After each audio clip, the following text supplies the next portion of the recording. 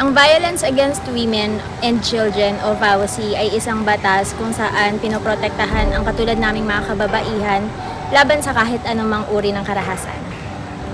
Para sa akin po ang VAWC ay ito yung batas na ikinasa para magkaroon ng proteksyon yung mga kababaihan tsaka yung mga anak po nila laban sa karahasan at pagmamalupit sa physical and mental tsaka psychological po.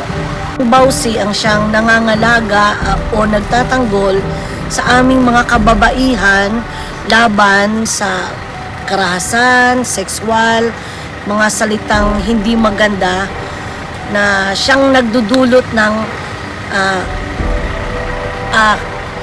sakit sa damdamin ng isang kababaihan at mga anak nila.